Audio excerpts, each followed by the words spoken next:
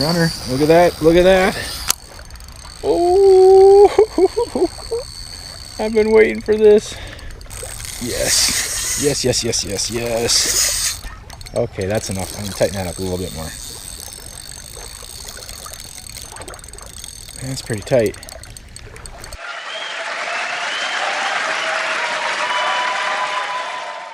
Welcome to another fishing adventure, folks.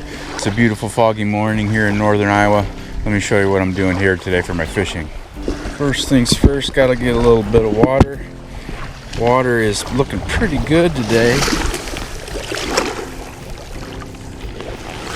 Yeah, that's pretty decent. No algae at all that I can see. That's just water for me to wash my hands dealing with pack bait. As usual, the first thing to do is get baited up. Hook baits today are vanilla feed corn. For those of you who might be new here, for a baiting needle, I just use a jig head. I think this is like a, I don't know, 3/8 ounce or a 1/4 ounce or something. I don't know. It's just straighten the hook and don't flatten the barb. Works pretty perfect as a baiting needle. It's nice and sharp. Goes through hard baits like these pieces of corn or tiger nuts or whatever. I'm gonna put 3 kernels of corn on the hair rig today. And then for a bait stop, I just use little pieces of twig. I just find little twigs and cut them up with scissors into these little 1/4 inch sections. Works great for me. Just like that. That's the 3 kernels on the hair rig there. I like to leave the hook just hooked into the eyelets of the rod here like this when I'm doing this. It just holds it steady, keeps it from flopping around, makes it easier to get this rig set up when the hook is just held steady there. And then after I get the hook bait secured in place, then I will remove it here from the eyelet and pull it down here and get some pack bait on the feeder. This pack bait consists of 8 cups of old-fashioned oats and a can of sweet corn and some sweet feed pellets and a can of chili beans. There's a bean right there, chili beans. If you want to see bait recipes, pack bait recipes, I got a video dedicated to just pack bait recipes. You can find it on my channel. There's like 50 different varieties of this oats pack bait showing on there, and they all work. And I'm just going to pack that around this 3-ounce method feeder sinker here. And that's it. That's going to be the rig there. I don't tuck the hook bait into the pack bait. I like to have it just laying right next to the pack bait. If they find this, they're going to find this 2 inches away. No problem at all. And I like to be, the main reason is I like to be 100% sure that my hook is not buried underneath this when it's laying out there. If the hook is buried, I'm not going to catch anything. That's why I do that, for the primary reason. It is a beautiful, cool morning out here. It's like 60 degrees. We just had rain for the last couple of days. Several inches of rain, lots of rain. Water's way up. I don't know what the water temperature is. Last time I checked it about a week ago, it was in the upper 70s. Spawn's over, just into the regular summertime mode here. And as I said, it's foggy out right now. It's beautiful. Of course, that's going to clear up here in a couple hours when the heat of the day starts. But hopefully I'm going to put a couple big fish on the bank here before that happens. This is a giant lake, and no doubt holds some giant fish. Has fish of all sizes, but in a lake this big, just the mystery of what might bite next is always something kind of exciting to me. Yeah, that's one of the perks of fishing a huge lake, is the potential for huge fish. You never know what might be swimming around out there, but then on the other side of things, it's in my experience more difficult to find them on these bigger waters, because they've just got so much room to roam. I mean, just the number of fish per acre of water is way less here than in the smaller lakes. Just that's been my experience. I gotta walk down here to cast because there's overhanging trees above me here. I'm casting this little gap in the woods here. I can have enough room behind me to cast here.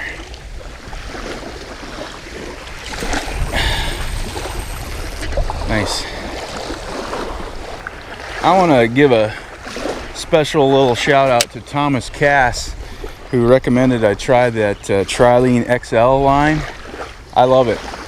It doesn't completely solve all my problems that I was having with the big game line, but it's a lot better. Thank you, Tom. Yeah, 20-pound Trilene XL line is what I'm using these days. Used to use 20-pound big game, but that big game, it would get kind of wiry after just a month or two of use. I mean, I fish a lot, but so a month or two of use for me is probably a whole year for the normal person.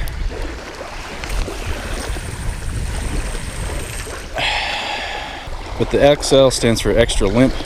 And it's just a little bit more manageable than that big game stuff. It just has not quite as much memory, not as wiry.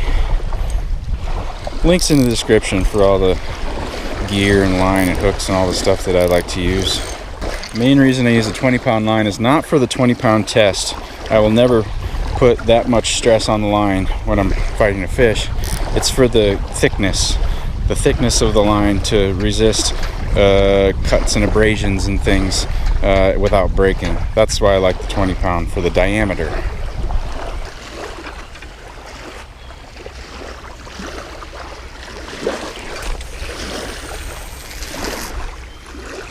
I didn't cast very far offshore here, 30-40 yards, something like that. It's 3-4 feet of water. This is a real shallow bay here. Big shallow bay. And the deeper stuff is a couple hundred yards out that way.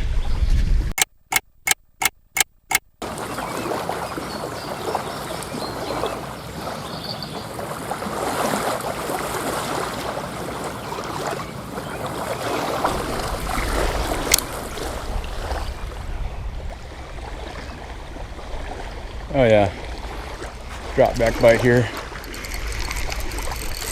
Yep. I mean, it's only been a few minutes since I cast this out. Just looked up and this line was slack. Feels like dead weight. Oh, there's a little head shake. That's surprising. This particular spot has a history of producing fish in the late morning for me. I was expecting to have an hour or two of quiet time before doing this, but that's all right. I'm not complaining at all. Yeah, a big catfish on the line here. Thought it was a little too early for the carp to be here. Okay. Yeah, it didn't take long for this catfish to find my bait. This is a nice fish. If I was keeping fish today, I'd probably keep this one. Good filleter size. Back he goes. Get out of here. See ya.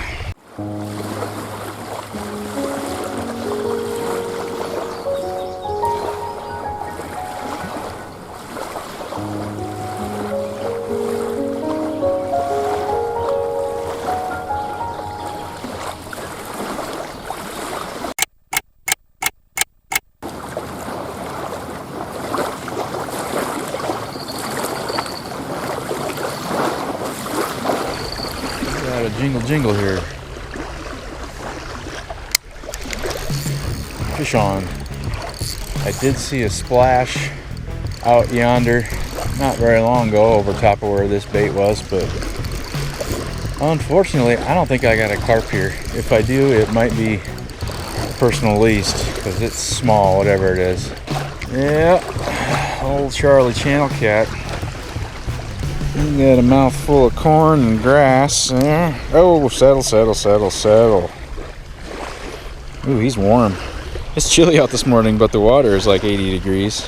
It's like 60 something in the air temp. Tricky part is to get the hook out of these guys without damaging it, bending it. Okay, get out of here. Well, I didn't bend it. Yeah. Still good.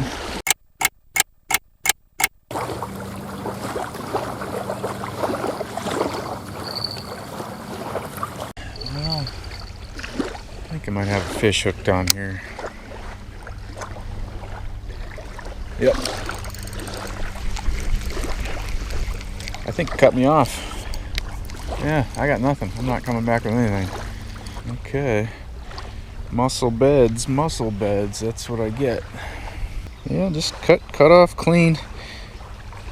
I was having a drop back bite and that fish must have ran and drugged the line across a mussel bed. As soon as I put some pressure on it, cut. Well, I didn't show it That was the third rig that I've lost here this morning the same way. I'm out of 3-ounce sinkers. I'm gonna have to start using some 2-ouncers, I guess. Lately I've just been using pretty much only 3-ounce sinkers. It's just a good general, I don't know, I just don't see an advantage to using the 2-ounce very much. 3-ounce works good, and it's a little bit heavier for when I get a little bit of wind and waves and stuff. It doesn't make my rig roll around on the bottom when there's a little bit of waves from a boat driving by or whatever it might be. But that's a distinct advantage of the 3-ounce sinker.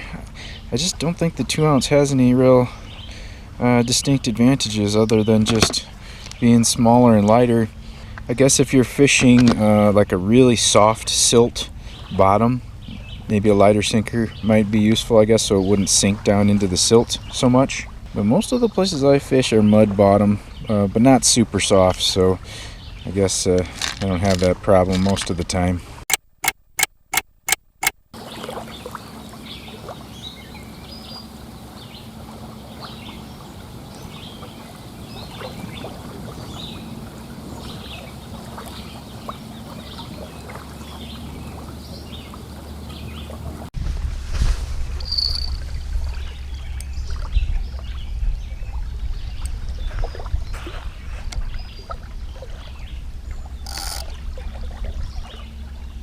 I've got a fish on here.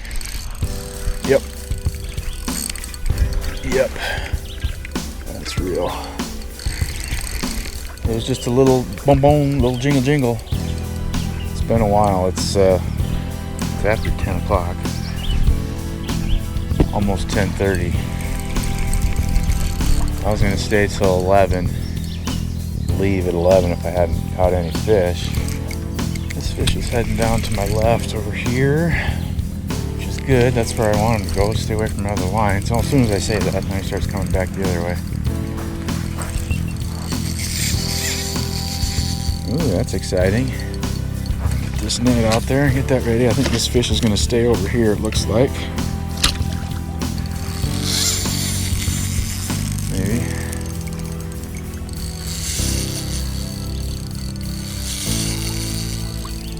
Yeah, I don't know. Fishing this spot is new to me this year. This is my third time ever fishing for carp at this spot, and for some reason they don't show up until late morning.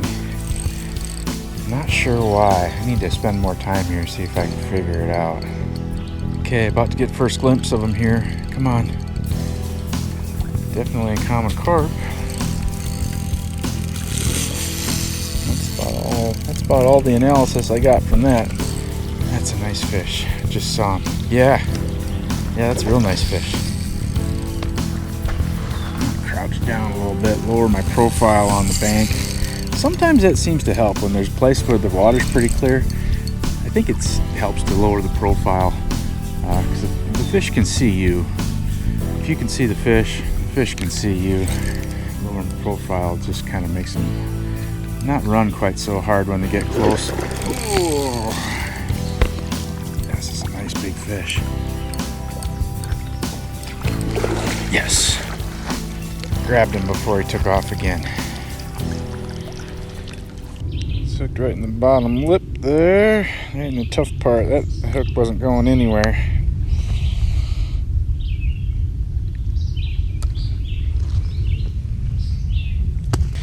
Get a little weight on this one here. Yeah, 17 and a half in the net. Yeah, 17 and a half in the net. So that means this is a 16 pounder. Pretty great, pretty great. Like I said, it's late morning, and for some reason, that's when they come around this spot. I haven't figured it out why yet. I'm gonna keep trying. Maybe I never will, but I don't really care as long as they're here. Off you go, big girl. Whoa! Nice. See ya.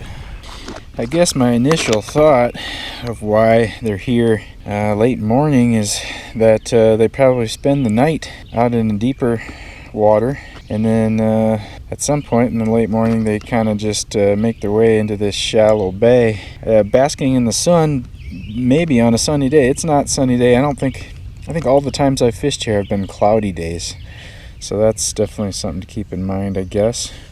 I don't think a carp of that size, 15 pounds or whatever, bigger, has any predators in this lake other than humans. They don't need to hide from alligators at night or anything like that. I'm guessing it probably has something to do with mussels. I think the mussels probably open up and do more of their feeding during the daylight hours, because that's when the plankton is getting some sunlight and starting to become active, and just kind of starting at the bottom of the food chain with my analysis here. So if the plankton starts getting active when the sun comes up, then the mussels will start getting active because they want to eat the plankton. I suppose the mussels are easier to eat when they're open. I don't know. Not sure about that. Maybe it's not that the mussels are easier to eat, but maybe they're tastier or more nutritious during the day when they're actively filtering the water. I'm not 100% sure that the carp eat mussels here, but zebra mussels are real prevalent in this lake, and so I think everything eats the zebra mussels, really.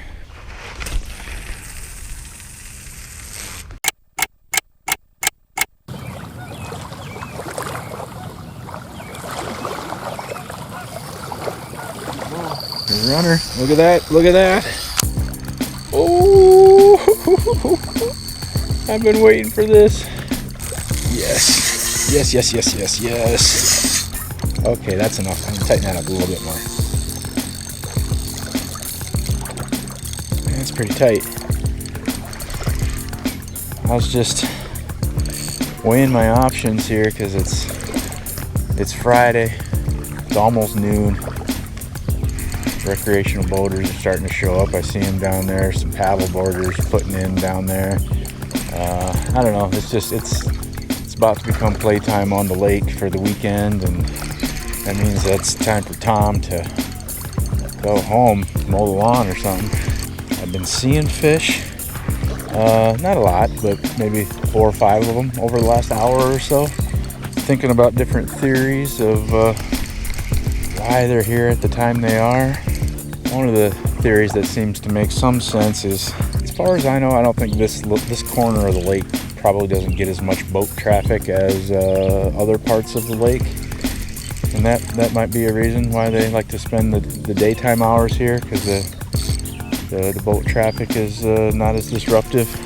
Because not everything with fish has to do with food. A lot does, but not everything. I think they like comfortable and peaceful places too, just like me. I'll loosen that up now that I'm getting the fish a little bit closer here. The reason I loosen it up when I get the fish close is because that means there's less line between me and the fish, so that means less stretch on this monofilament line.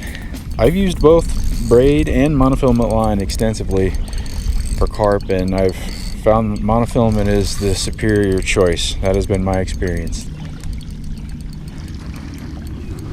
Come on in here. Come on in here. Yes. He's in the net.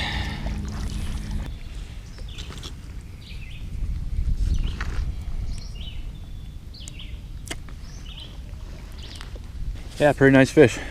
Smaller than the first one. I guess this one's 10, 11 pounds, something like that. Probably closer to 10. Yeah, I don't know exactly why they seem to show up later in the morning here, this spot. I still got a lot to figure out, these fish at this spot. The only way to do that is to just keep coming here and keep paying attention and trying to learn something every time I come here. I'm going to keep doing that. Thanks for watching. I appreciate it. See you on the next one.